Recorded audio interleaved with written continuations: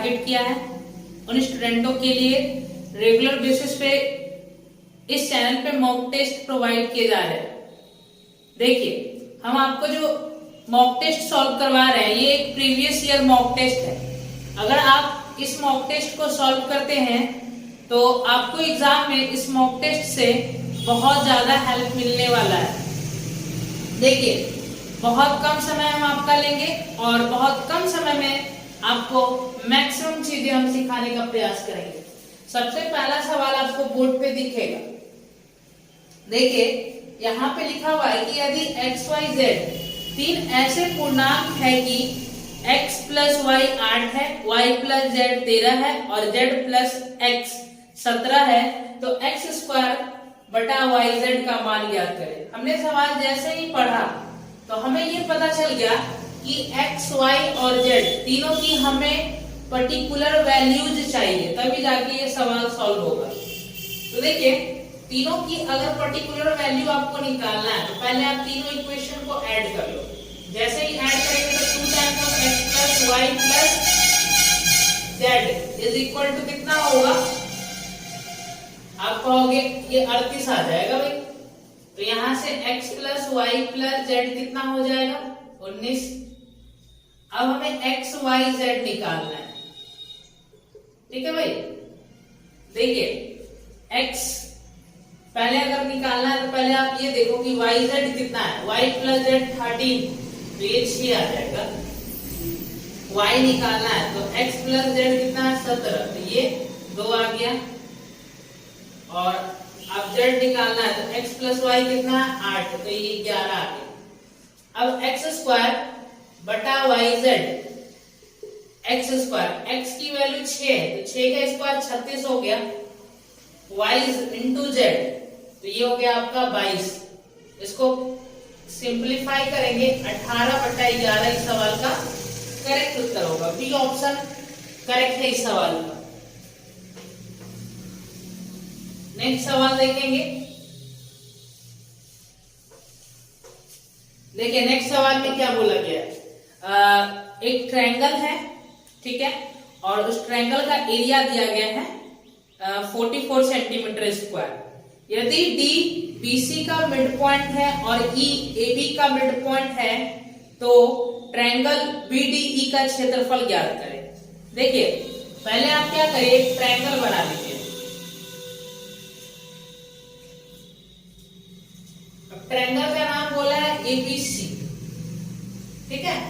देखिए, ट्रायंगल हम इस तरीके से बनाएंगे।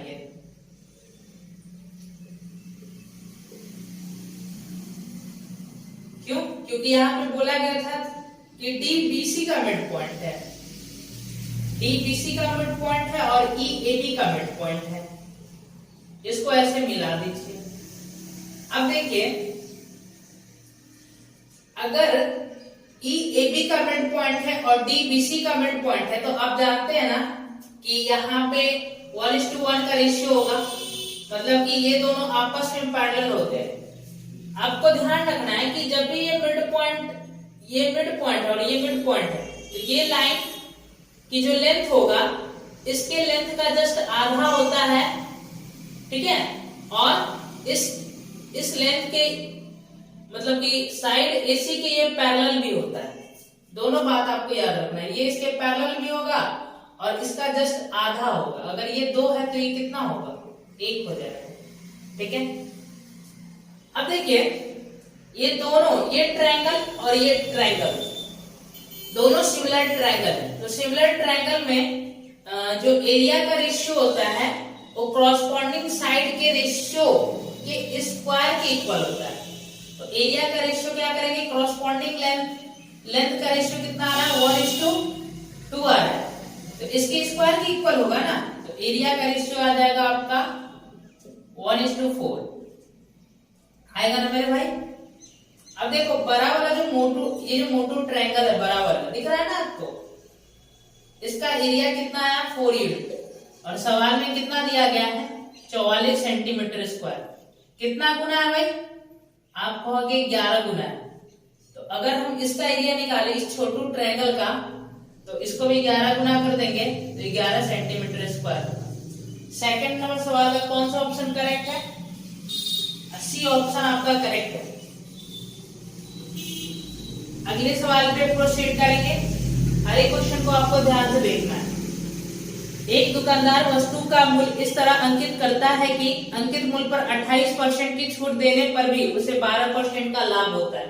जैसे ही हमने ये लैंग्वेज पढ़ी तो हमें आ गया कंसेप्ट एक ध्यान में, सीपी से एमपी का रेशियो निकालने वाला कंसेप्ट।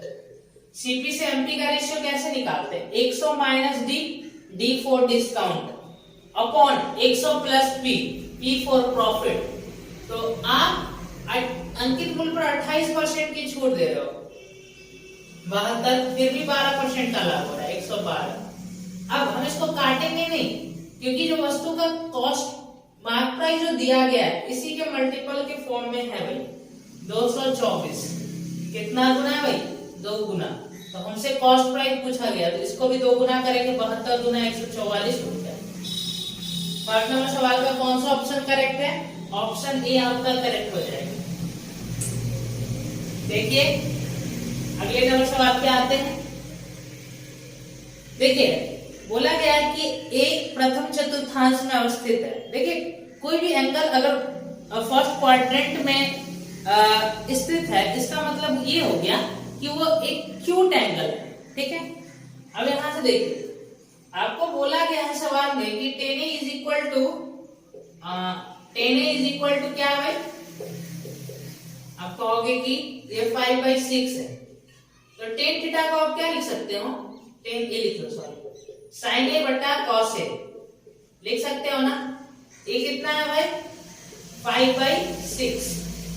सवाल में जो पूछा गया है आपसे वो ये पूछा गया है 8 sin A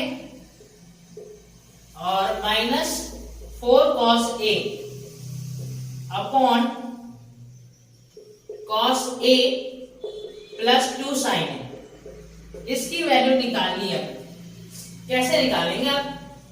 देखिए sin A और cos A का रेशियो पता है आपको, और रेशियो देखिए आपसे रेशियो ही पूछ दिया, तो एग्जैक्ट डाटा की कोई आवश्यकता नहीं है। आप sin A की जगह पे 5 पुट कर लो, cos A की जगह पे 6 पुट कर लो, तो 8 into 5 माइनस 4 into कितना होगा? 6 अपॉन cos A कितना है भाई? यहाँ पे कुछ लगाया तो नहीं था ना? नहीं लगाया है।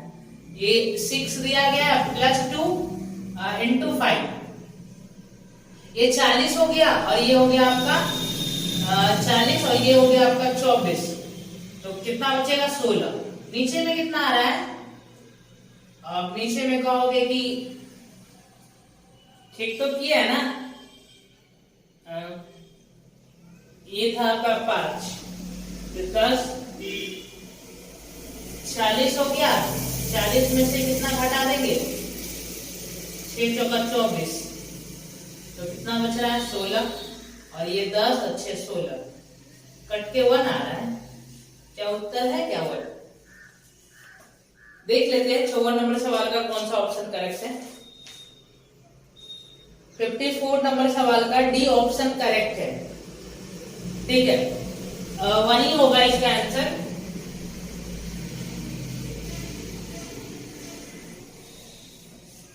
देखिए अगले नंबर सवाल पे हम लोग प्रोसीड करते हैं।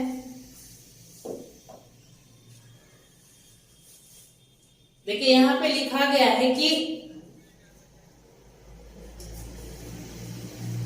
x is equal to 4 cos A plus 5 sin A और y is equal to 4 sin A minus 5 cos A।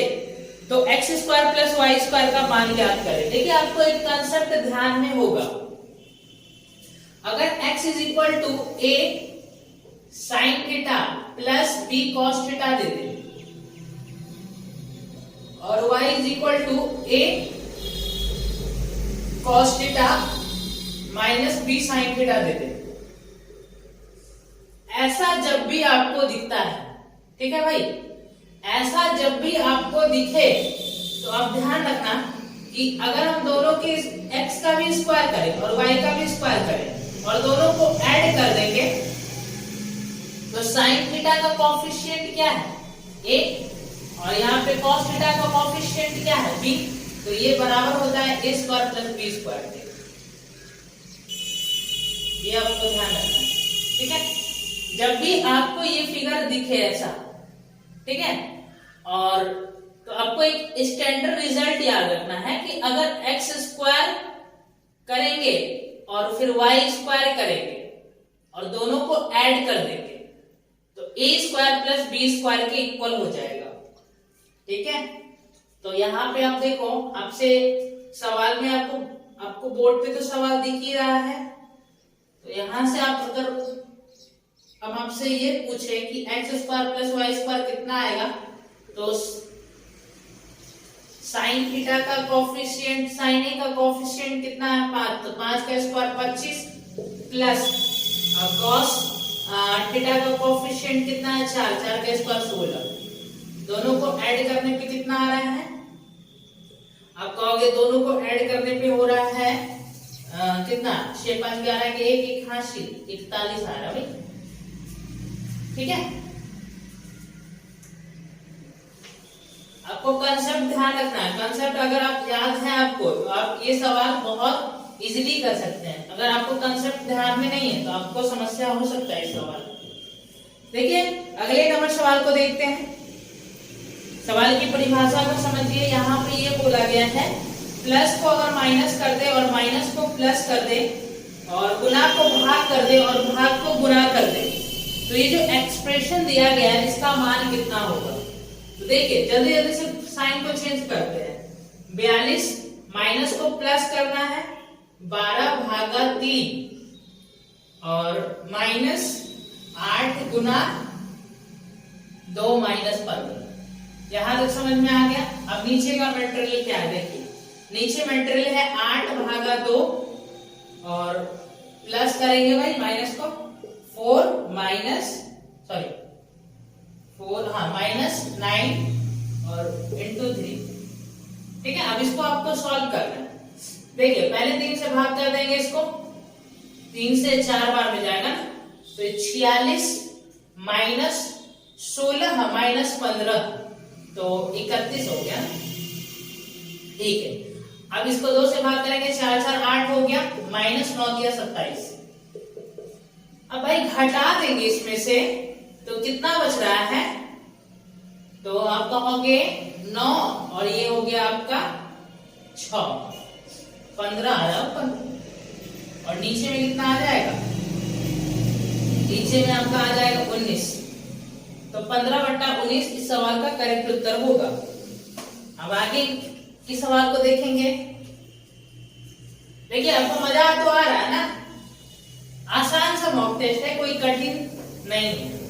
Previous year mock test है और ये एग्जाम रिलेवेंट, ये जो कंटेंट आप पढ़ रहे हैं अभी एग्जाम रिलेवेंट है। आपको ऐसे क्वेश्चन एग्जाम में डायरेक्ट देखने को मिलेंगे, तो पहले आपको इन क्वेश्चन को पढ़ना है। आप तमाम क्वेश्चन पढ़ लेते हैं लेकिन प्रीवियस ईयर आप मॉक टेस्ट सॉल्व नहीं करते हैं, जिसके कारण आप टीसीएस के माइंड को आप नहीं समझ पाते कि वो किस तरह के क्वेश्चन अभी बना रहा है, लेटेस्ट पैटर्न क्या है टीसीएस के। तो देखिए यहाँ पे नेक्स्ट सवाल में ये बोला गया कि x माइनस वाई जो है वो किसके बराबर है, 4 के बराबर है, और एक्स वाई का जो प्रोडक्ट है वो कितना है, वो 45 है। तो आपसे पूछा है x q minus y q बताओ।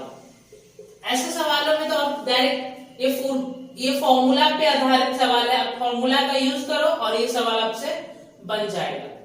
लेकिन कभी कभी क्या होता है, हम हिट एंड ट्राई जाते हैं, हम ये वैल्यू यहाँ पे रख के देखते हैं, जो वैल्यू इसको सेटिस्फाई करता है उसी के आधार पे हम सवाल को बना देते हैं।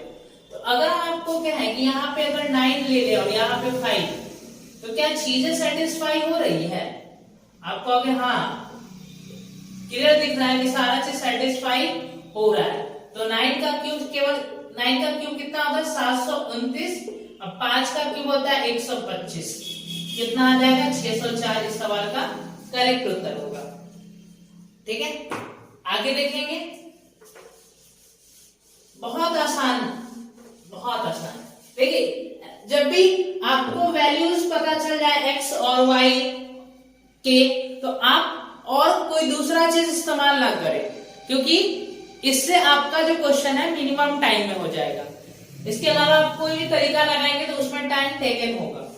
देखिए 58 नंबर सवाल, यहाँ पे क्या बोला गया है, यदि ए बी और सी किसी वृत्त पर तीन बिंदु इस प्रकार है कि जीवा ए बी और ए सी वृत्त के केंद्र पर 110 डिग्री और 130 डिग्री का कोण बनाता है, तो एंगल बी ए सी का माप ज्ञात करें।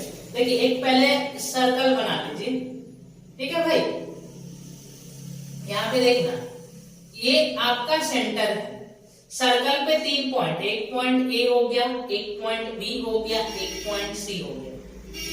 अब ये जो कॉर्ड ए बी है और ये जो कॉर्ड ए सी है, इसके द्वारा सर्कल के सेंटर पे कितना कितना डिग्री का एंगल बन रहा है भाई, सवाल में लिखा हुआ था ना, कितना कितना डिग्री था। ए बी द्वारा बना है 110 डिग्री का और ए सी के द्वारा बना है 130 डिग्री का। ये 110 डिग्री और ये वाला हो गया 130 डिग्री। सर्कल के सेंटर पे बना एंगल 360 डिग्री का होता है ना, ये कंप्लीट एंगल 360 होगा। ये दोनों जोड़ के कितना आ रहा है 240, तो ये कितना होगा भाई 120 डिग्री।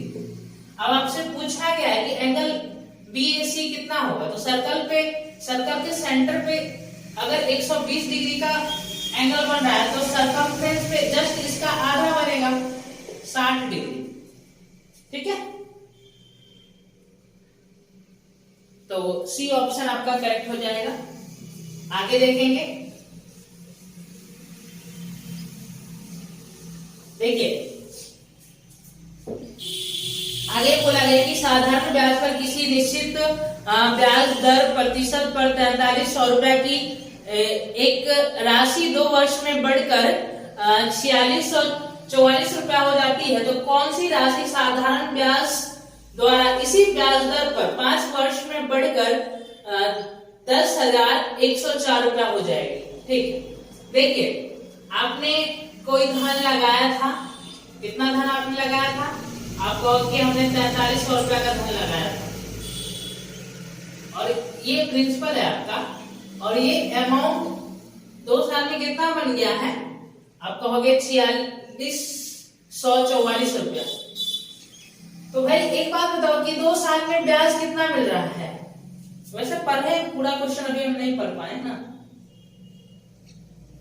ये इतना दिया है 2 साल के बाद अमाउंट, तो पहले आपको ब्याज की दर निकालना है और बताना है कि उसी ब्याज दर पर कौन सी राशि 5 वर्ष में बढ़कर 10,104 रुपया हो जाएगी, ठीक है। तो पहले ब्याज की दर निकाल लेते हैं।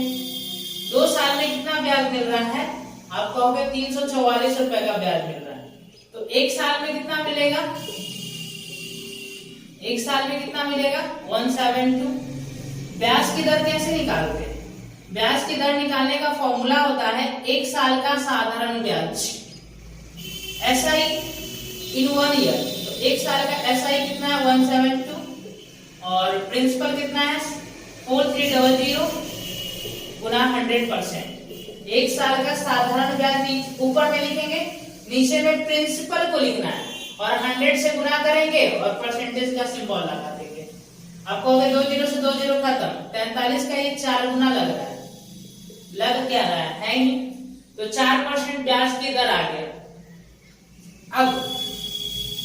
अब कोई धन था, पता नहीं वो धन कितना है, वही निकालना है, लेकिन वो धन 5 साल में इसी ब्याज दर से अमाउंट के रूप में 10,104 रुपया हो गया, तो 100% प्रिंसिपल। अब 5 साल में 4% की रेट से कितना ब्याज मिलेगा 20%।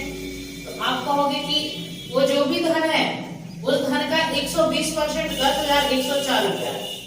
तो अगर हम इसको सिंप्लीफाई करें भाई तो कितना आएगा, तो आप कहोगे यूनिट डिजिट से भी हम कर सकते हैं सवाल को, कोई समस्या नहीं है। यूनिट डिजिट से आप अगर करना चाहो तो वैसे आप यूनिट डिजिट से करना चाहो तो देखो आपको 100% की वैल्यू निकालना है, तो यहाँ से 12 से सिंप्लीफाई करेंगे, इसको भी 12 से काटेंगे, इसको भी 12 से काटेंगे, तो 12 से भाग करेंगे तो ये 10 होगा और इसको 12 से भाग करेंगे तो लास्ट का यूनिट डिजिट कितना है 4 है। देखें ध्यान से, हम कह रहे हैं ये कि इसको भी 12 से डिवाइड करेंगे और इसको भी क्या करेंगे 12 से डिवाइड करेंगे। ध्यान से समझना आप। तो आपको आगे 12 से जब डिवाइड करोगे तो ये 10 आएगा, 10% आएगा ना।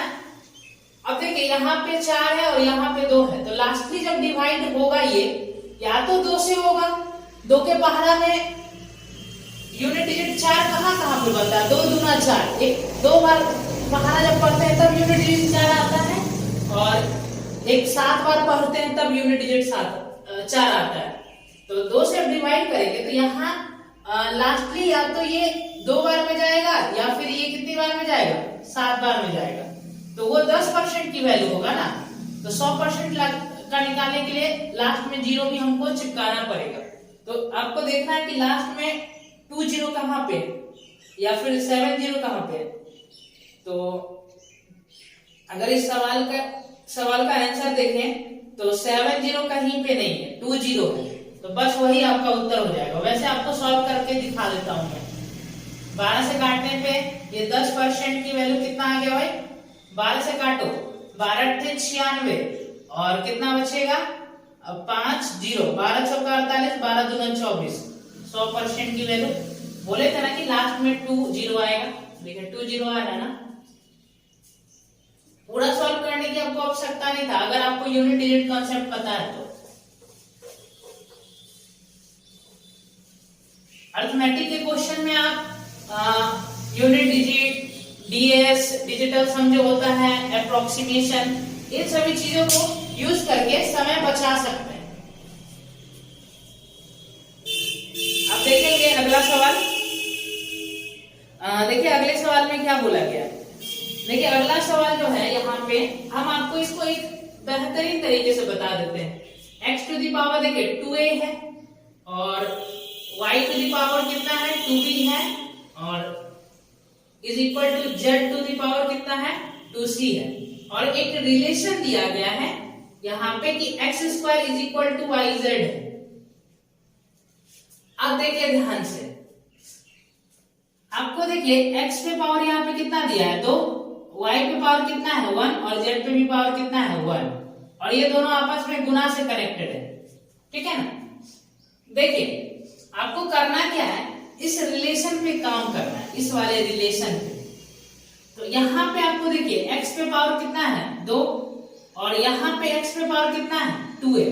तो ये जो रिलेशन दिया गया है इसके पावर को ऊपर लिखना और यहाँ पे इसके x का पावर कितना है 2 है ना, इसको नीचे लिखेंगे, इसको 2a को नीचे लिखिए। अब बराबर का चिन्ह है तो बराबर का चिन्ह देंगे। y टू दी पावर यहाँ पे कितना है 1 और यहाँ पे y टू दी पावर कितना है 2b। अब देखिए ये दोनों आपस में गुना से कनेक्टेड है, तो गुना में पावर जुड़ जाती है, तो यहाँ पे प्लस लगाएंगे, ठीक है ना। z पे पावर 1 है और यहाँ पे z पे पावर कितना है 2c। बस अब इसको आपको सॉल्व कर लेना है, तो ये तो कट जाएगा ना, चलो 1 बचा। अब ध्यान से देखिएगा, अगर हम इसको सॉल्व करें तो 1/a कितना आ रहा है भाई 2bc और ये आ जाएगा b + c ना। अब यहाँ पे 2bc इज इक्वल टू क्या हो जाएगा, तो ab अब प्लस ac। अब ab प्लस ac क्या है 2bc है। तो जो उत्तर ये सवाल पूछा गया कि ab plus bc plus ca बटा ab प्लस bc bc अब प्लस ca बटा bc, यही पूछा है ना। अब देखिए आपने ये निकाला है कि ab प्लस ac कितना होता है, ab प्लस ac 2bc अब प्लस bc 3bc बटा bc, कट जाएगा, उत्तर कितना आ जाएगा 3। बहुत आसान सा सॉल्यूशन है, आपको बस ये रिश्ता ढूंढना है और इस रिश्ता पे काम करना है। गुना है तो प्लस आया क्योंकि गुना में पावर जुड़ जाती है। अगर यहाँ पे माइनस होता, चलो यहाँ पे डिवाइड का सिंबल होता तो यहाँ पे माइनस आता, ये याद रखिएगा, ठीक है। ऐसे क्वेश्चन जब भी आए आप इसी तरह से टैकल करना।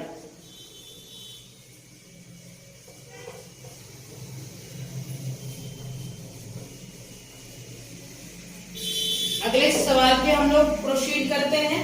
देखिए अगले सवाल में क्या बोला गया, देखिए 6 संख्याओं में प्रथम 5 संख्याओं का योग, प्रथम 5 संख्या तो सम बताया है 1 to 5। प्रथम 5 संख्याओं का जो योग है ना वो छठी संख्या का 7 गुना है। तो छठी संख्या का 7 गुना, छठी संख्या यहां पे लिख देते हैं, तो छठी संख्या का 7 गुना है भाई। अब सवाल में क्या बोला है, सवाल में ये बोला गया कि इन सभी संख्याओं का औसत जो है 136 है।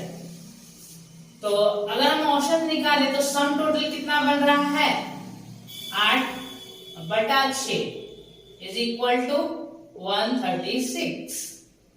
ठीक है, अब 8 से काटेंगे, 8 एकम 8, 5 8 7 56, 1 यूनिट की वैल्यू कितना आ गया भाई 17 छक्का 102।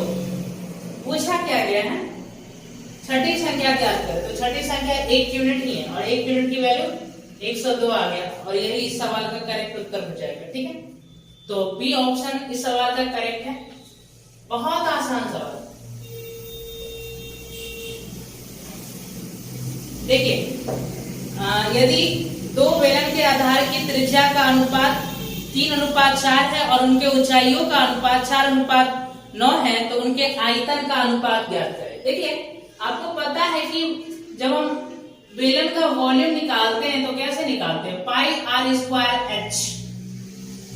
ठीक है, तो यहां से आप देख पा रहे हैं कि बेलन का जो वॉल्यूम होता है वो केवल 2 बातों पे निर्भर करता है, रेडियस और हाइट पे, और रेडियस का स्क्वायर पे डिपेंड करता है। ठीक है, ये भी ध्यान रखना है, रेडियस का स्क्वायर इनटू हाइट पे डिपेंड करता है। पाई तो कांस्टेंट है, रेशियो लेंगे तो कट ही जाएगा। तो देखिए त्रिज्या का 2 बेलन है ना, उसकी त्रिज्या का अनुपात 3:4 है। तो पहला वाला का त्रिज्या 3 का स्क्वायर 9, दूसरे वाले की त्रिज्या 4 का स्क्वायर 16। ऊंचाई कितना है भाई, पहले वाला का ऊंचाई 4 है, दूसरे वाला का ऊंचाई 9। बस इसका अनुपात ले लो आप, पहले वाले का ये हमने लिखा ही नहीं थे, 4 है ना ऊंचाई पहले वाला का, दूसरे वाला का 9। ठीक है, 9 से 9 कट गया, 1:4 आ रहा है। ये ऑप्शन में है, बी ऑप्शन इस सवाल का करेक्ट होगा, सवाल जो भी हो।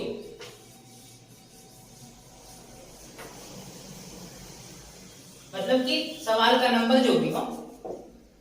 देखिए कोई रेलगाड़ी एक खंबे को 12 सेकंड में और 170 मीटर लंबी एक पुल को 36 सेकंड में पार करता है, तो रेलगाड़ी की चाल ज्ञात करें। देखिए रेलगाड़ी की चाल बताना है, एक खंभा को 12 सेकंड में पार कर रहा है, मतलब अपनी खुद की लंबाई को 12 सेकंड में पार कर जाता है, लेकिन वो 170 मीटर लंबे पुल को पार करता है तो उसे 36 सेकंड लगता है। मतलब उसको अपनी खुद की लंबाई अब प्लस 170 मीटर लंबाई, इस दोनों को पार करने में लग रहा है 36 सेकंड। तो हम आपसे कह रहे हैं कि देखो भाई कि लेंथ कितना बढ़ा, तो आप कहोगे कि सेकंड कंडीशन में जब वो एक प्लेटफॉर्म को पार कर रहा है तो उस कंडीशन में उसको 170 मीटर अधिक चलना पड़ा है, और इस 170 मीटर को चलने के लिए उन्होंने टाइम कितना लिया, तो आप कहोगे कि 12 सेकंड पहले ले रहा था, अब 36 सेकंड ले रहा है। तो खुद की लंबाई तो 12 सेकंड में पार करता है ना, तो इस बिहाफ पे हम कह सकते हैं कि 170 मीटर जो लंबा पुल है उसको पार करने में 24 सेकंड लगा है। ठीक है ना, ठीक है। तो आपसे पूछा है रेलगाड़ी की चाल बताओ, तो देखिए ध्यान से, रेलगाड़ी की चाल बताना है। 170 मीटर की दूरी 24 सेकंड में जा रहा है ना, तो ये मीटर पर सेकंड में है, किलोमीटर प्रति घंटा में पूछा है, तो 18/5 से गुना कर देंगे।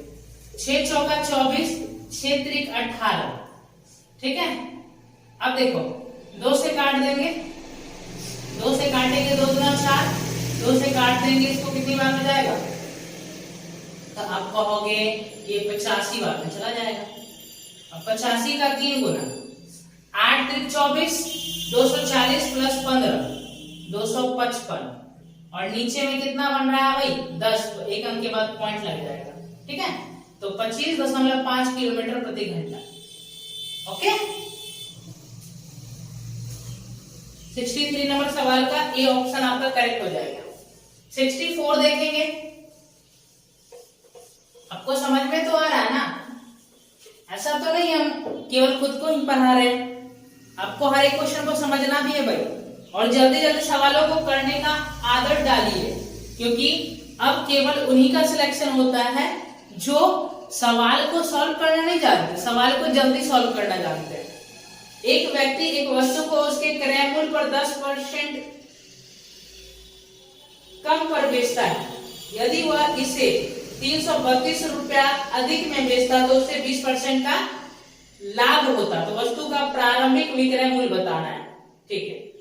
देखिए भाई, पहले आप 10% के लॉस पे बेच रहे थे, विक्रय मूल्य से 10% कम पे बेचने का मतलब ये होता है कि 10% के पहले आप लॉस पे बेच रहे थे, और सवाल में ये बोला गया कि आप अगर इसको 332 रुपया अधिक में बेचते तो 20% का लाभ होता। तो हम कह सकते हैं कि 30% की वैल्यू जो है वो सवाल में कितना दिया गया है 332। तो हमसे पूछा गया है प्रारंभिक विक्रय मूल्य, मतलब 90% की वैल्यू, 3 गुना कर देंगे भाई दोनों तरफ, कितना आ जाएगा 996।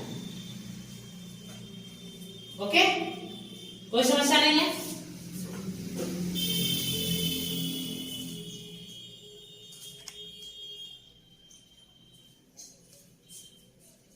अगले सवाल को देखेंगे।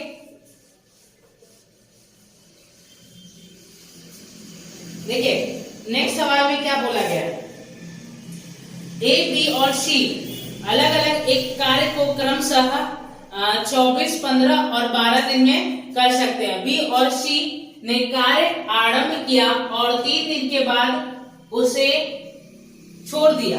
ए शेष कार्य को कितने दिन में पूरा करेगा, ठीक है।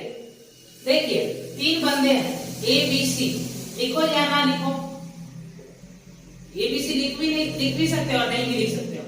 24 दिन में ये काम खत्म कर रहा है, ये 15 दिन में और ये 12 दिन में।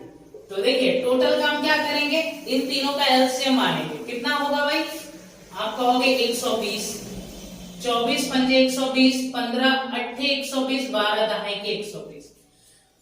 इस तरह बी और सी काम शुरू कर रहा है, लेकिन ये 4 दिन के बाद भाग गया। 4 दिन के बाद ये नहीं टिका, लगा इसको बहुत तगड़ा काम है, पता नहीं कौन सा काम होगा, भाग गया। बी और सी कार्य प्रारंभ किया और 3 दिन के बाद 3 दिन ही बोले थे ना, 3 दिन के बाद काम छोड़ दिया। तो 18 के एफिशिएंसी से दोनों मिलके काम करेंगे, 3 दिन में कितना काम कर देंगे 54। अब इसमें से 54 घटा देंगे तो कितना आएगा भाई, 54 घटा 2 इसमें से तो 66 आएगा। अब ये काम किसके लिए बचा है, ये काम बचा है कितने दिन काम किए थे, बी और सी ने कार्य प्रारंभ किया और 3 दिन के बाद छोड़ दिया। तो ये दोनों मिलके काम करेंगे, 18 दिए 54 इसमें से घटा देंगे तो ये 66। तो शेष कार्य को ए अकेला कितने दिन में करेगा, तो शेष कार्य को ए करेगा तो 5 की एफिशिएंसी से करेगा, तो कितना दिन लग जाएगा, 5 से डिवाइड करेंगे, 13 × 5 = 65 और 1 = 66, 13 से 1/5 दिन में कर देगा। ये जो भी सवाल नंबर है उसका कौन सा ऑप्शन करेक्ट है, बी ऑप्शन आपका करेक्ट हो जाएगा, ठीक है। एक बार हम चेक कर लेते हैं कौन सा है भाई। सवाल नंबर हो गया आपका 58 ना, नहीं सॉरी 58 कहां से, 65 है ना, 65 का बी ऑप्शन करेक्ट बता रहा है, ठीक है, हमारा भी वही आया है। आगे देखेंगे नेक्स्ट सवाल को। देखिए यहाँ पे ट्रायंगल एबीसी में चित्र भी आपको दिया गया है और बोला गया है कि MN पैरेलल टू BC है, और जो चतुर्भुज जो बन रहा है BCN उसका एरिया दिया गया है 130 सेंटीमीटर स्क्वायर, और AN से NC का रेशियो फिगर में दिख रहा होगा, AN से NC का रेशियो कितना है 4:5 है। तो आपको एरिया बताना है किसका, MAN का। ठीक है भाई, चलो देखो यहाँ पे MN पैरेलल है BC के, तो ये दोनों छोटू ट्रायंगल जो है और जो मोटू ट्रायंगल है वो दोनों क्या है, सिमिलर है। तो सिमिलर ट्रायंगल में क्रॉसपॉन्डिंग साइड का जो रेशियो होता है, अगर उसका हम स्क्वायर कर दें तो वो एरिया का रेशियो देता है। तो क्रॉसपॉन्डिंग साइड का रेशियो कितना आ रहा है, तो AN से NC 4:5 है, तो AN से AC कितना होगा 4:9 होगा। स्क्वायर कर देंगे तो एरिया का रेशियो आ जाएगा। तो एरिया का रेशियो कितना आ रहा है 16 कितना आ गया 9 का 81। ठीक है ना। अब देखिए ध्यान से, अब ये वाला जो चतुर्भुज बन रहा है इसका एरिया दिया गया है। तो देखिए छोटू ट्रायंगल का एरिया यहाँ पे कितना है 16 यूनिट है, 16 यूनिट स्क्वायर है, और जो मोटू ट्रायंगल है उसका एरिया कितना है 81 यूनिट स्क्वायर है। तो हमें इस चतुर्भुज का एरिया निकालना है, तो इसमें से हम 16 घटा देंगे भाई। तो 16 घटा देंगे तो कितना आ जाएगा, तो 11 में से 6 जाएगा 5, और 7 में से 1 जाएगा तो 6। इसकी वैल्यू 130 दिया गया, 130 सेंटीमीटर स्क्वायर। कितना गुना है 2 गुना। तो छोटू ऊपर में जो छोटू ट्रायंगल है उसका एरिया पूछा गया है, तो उसका एरिया तो 16 यूनिट स्क्वायर है, तो इसको भी 2 गुना कर देंगे तो 32 सेंटीमीटर स्क्वायर आ रहा है। क्या ऑप्शन में है बी ऑप्शन इसका करेक्ट हो जाएगा। अब देखिए आगे, हर एक क्वेश्चन को ध्यान से देखना है और समझना है बहुत प्यार से, और कम समय में करने का आदत डालना है, ठीक है ना। एक वृत्ताकार उद्यान की त्रिज्या 42 सेंटीमीटर है। इस वृत्त के 8 चक्कर लगाने में तय की गई दूरी डैश है। देखिए एक वृत्ताकार उद्यान है और रेडियस दिया है इसका 42। तो आर की वैल्यू यहाँ पे कितना है, तो आर की वैल्यू है यहाँ पे 42।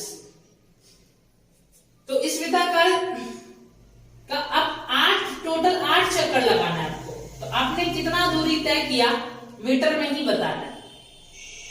तो एक बात बताते हैं भाई, आपने पढ़ रखा होगा कि अगर रेडियस 7 होता है तो सरकमफ्रेंस कितना आता है 44 आता है। ये घटी हुई होनी चाहिए। और एरिया कितना आता है 154 आता है। ये सबको पता है, कब से हर एक टीचर इसके विषय में बताता है कि अगर रेडियस 7 है तो सरकमफ्रेंस 44 सेंटीमीटर आता है। ये सेंटीमीटर में है तो, और ये सेंटीमीटर स्क्वायर, ठीक है ना। तो हमें बताना क्या भाई, अगर रेडियस 42 है तो एक बात बताओ कि सरकमफ्रेंस कितना आएगा। तो अगर आप रेडियस को क्या कर रहे हो 6 गुना कर रहे हो, 6 गुना कर रहे हो, तो ये कितना हो जाएगा 42 होगा ना। तो यहाँ पे रेडियस का ये 6 गुना लिखा हुआ है, तो सरकमफ्रेंस भी क्या हो जाएगा 6 गुना हो जाएगा। और अगर एरिया पूछता तो वो 6 का स्क्वायर गुना हो जाता। समझ में आया, ये कितना हो जाता 6 का स्क्वायर गुना हो जाता। आप फॉर्मूला भी लगा सकते हो, लेकिन ये चीजें सीखनी आपको बहुत जरूरी है, क्योंकि जो बच्चा ये चीज सीख के जाएगा उसी का सिलेक्शन होगा। तो यहाँ पे देखिए रेडियस दे दिया आपको 42, 6 का 7 गुना, ये सब हम लिखते थोड़ी, हमको सीधा ध्यान आता कि रेडियस 7 होता है तो सरकमफ्रेंस कितना आता है 44 आता है। अगर हम रेडियस को 7 गुना कर रहे हैं तो सरकमफ्रेंस भी कितना हो जाएगा 7 गुना हो जाएगा, होगा ना भाई। तो 44 का कितना हो जाएगा, सॉरी रेडियस को 6 गुना कर रहे हैं तो सरकमफ्रेंस भी 6 गुना हो जाएगा। तो ये आ गया सरकमफ्रेंस। लेकिन हमें ये नहीं निकालना, ये तो एक राउंड का लेंथ आया, इसका कितने राउंड लगाना है 8 राउंड लगाना है, तो गुना 8 भी करेंगे। अब अगर हम सवाल का यूनिट डिजिट देखें तो क्या यूनिट डिजिट सब जगह सेम है क्या, नहीं। दो दो जगह यूनिट डिजिट 2 और 2 आ रहा है। वैसे देखो तो यूनिट डिजिट कितना बन रहा है, 4 को गुना करेंगे, 4 छिंग 4 को 6 से गुना करेंगे ना, तो 4 छिंग 24 हो गया। ठीक है, तो यूनिट डिजिट 4, फिर 4 को 8 से गुना करेंगे तो 32। 32 का मतलब यूनिट डिजिट कितना बनेगा, 2 बनेगा। 2 ऑप्शन ऐसे हैं जिसके यूनिट डिजिट कितने हैं, 2 है। तो देखिए ये 11 का मल्टीपल भी है भाई। अब ये तो 11 का मल्टीपल नहीं है डी ऑप्शन, क्योंकि 6 4 10, 2 2 4 मतलब 6 आ रहा है डिफरेंस। लेकिन बी ऑप्शन को आप देखो तो 2 + 1 3, 2 + 1 3, डिफरेंस 0 आ गया। 11 का डिविजिबिलिटी रूल पता है कि इवन प्लेसेस पे जो डिजिट्स है और ऑड प्लेसेस पे जो डिजिट्स है उनके सम का डिफरेंस या तो 0 होगा या फिर 11 का मल्टीपल होगा। तो यहाँ पे कौन सा ऑप्शन करेक्ट हो जाएगा, बी ऑप्शन आपका करेक्ट हो जाएगा। बहुत आसान सवाल है, कैलकुलेशन आपको नहीं करनी है, ठीक है ना। यूनिट डिजिट से आप काम करिए, और यूनिट डिजिट से काम नहीं बना तो फिर किस पे काम करेंगे। 2 ऑप्शन तो हट ही गए थे, केवल 2 बच गए थे, 50-50% चांस था।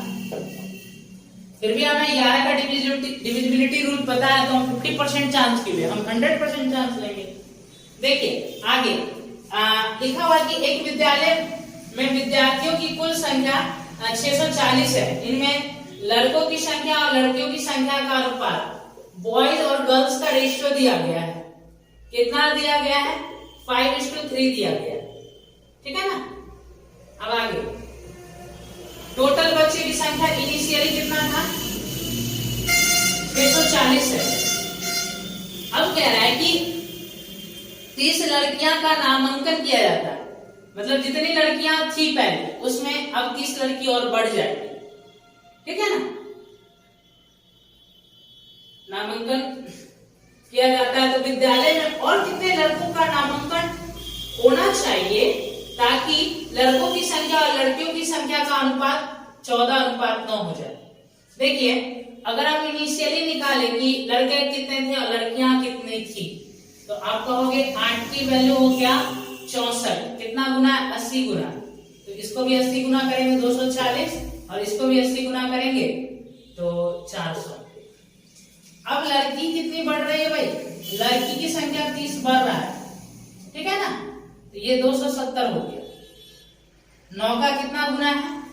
अब देखिए बढ़ने के बाद का अनुपात तो यही है ना, लड़का और लड़की का। तो 9 यूनिट किसको रिप्रेजेंट कर रहा है, 270 को। कितना गुना है, आप कहोगे 30 गुना है। इसको भी 30 गुना कर देंगे तो कितना आ जाएगा, 420। तो एक बार बताओ लड़का कितना बढ़ा, तो आप कहोगे 20 लड़के बढ़ गए हैं हमारे। ठीक है, तो 68 का ऑप्शन सी आपका करेक्ट हो जाएगा।